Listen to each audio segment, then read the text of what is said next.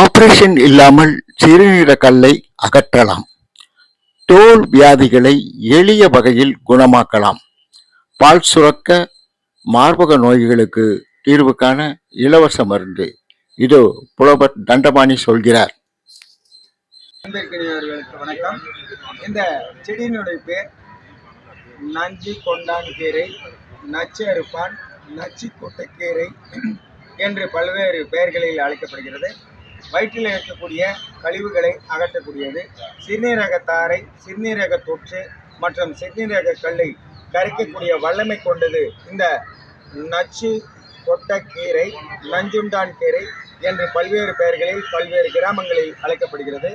இவற்றை புதினா துவையல், கொத்தமல்லி துவையலை போன்று உணவிலே காலை மாலை இருவேளையிலே எடுத்துக்கொள்ளலாம்.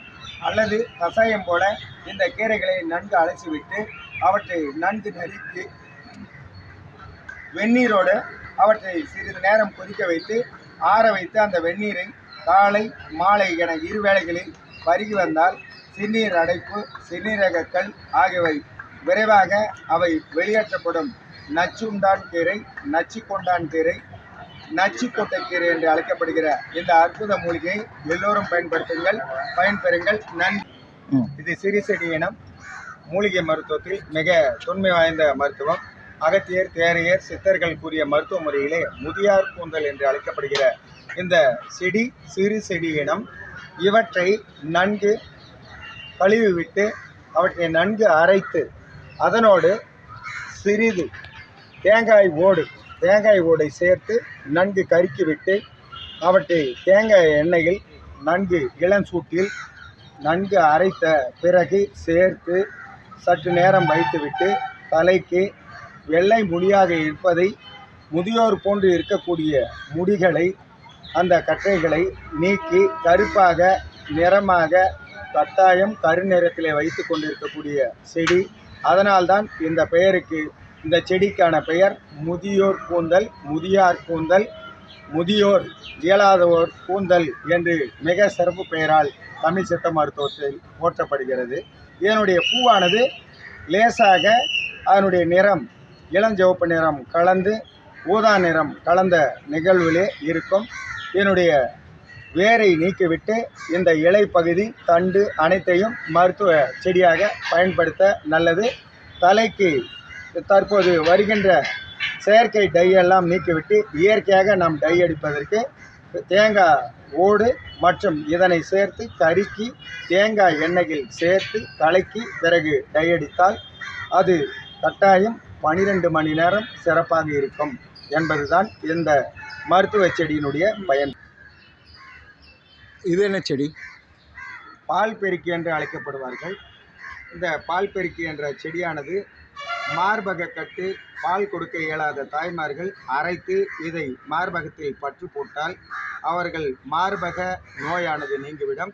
பால் கொடுக்க இயலாத பிள்ளைகளுக்கு தூய பசும்பாலில் இந்த இலையை நன்கு கழுவிவிட்டு அவற்றை நன்கு அரைத்து 3 உருண்டை காலை மாலை என 2 வேளையில் பால் கொடுக்கக்கூடிய தாய்மார்கள், குழந்தைகளுக்கு தாய்ப்பால் கொடுக்கக்கூடிய தாய்மார்கள் நன்கு இதை காலை மாலை என 21 நாள் பருகி வந்தால், பாலோடு அதாவது பசும்பாலோடு கலக்கி பருகி வந்தால் மார்பக கோளாறுகள் நீங்கி அந்த மார்பகத்தில் குழந்தைகளுக்கு, இளங்குழந்தைகள், பெற்றெடுத்த குழந்தைகளுக்கு தாய்ப்பால் அருமையாக சுரக்கக்கூடிய தன்மை கொண்டது.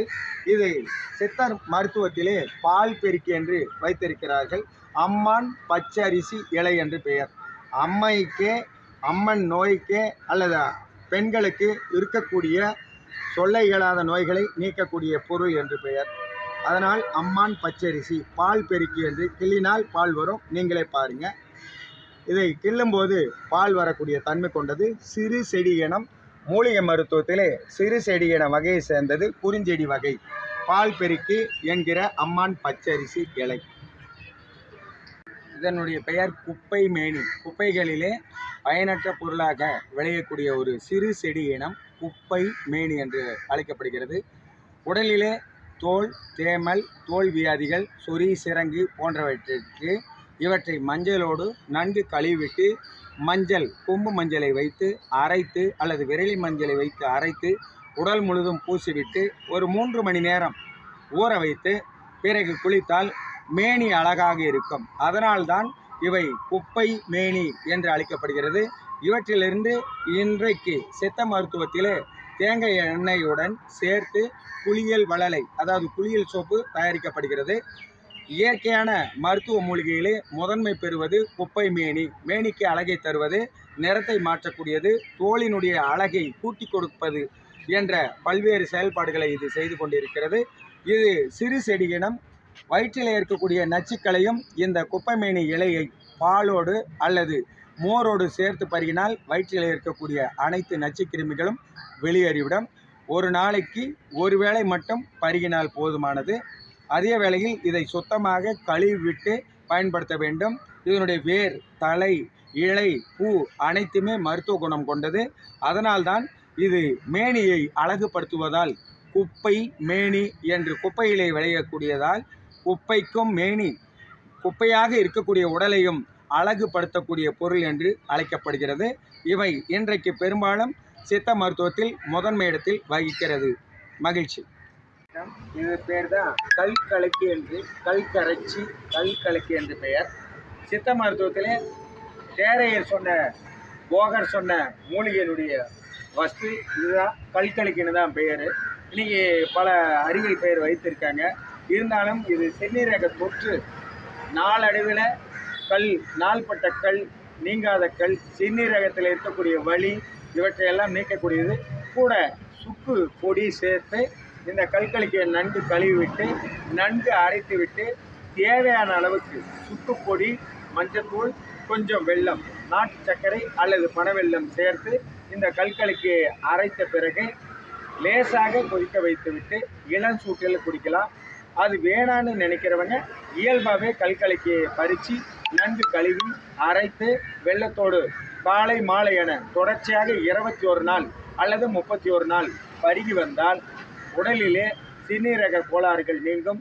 கட்டாயம் கல் எத்தனை இன்ச்சு இருந்தாலும் சரி, எத்தனை அளவு இருந்தாலும் சரி, அவை உடனடியாக வெளியேற்றம் செய்யப்பட்டு மஞ்சள் நீராக செல்லுவது மிக தூய சிறுநீராக வெளியேறும் என்பதில் ஐயமில்லை.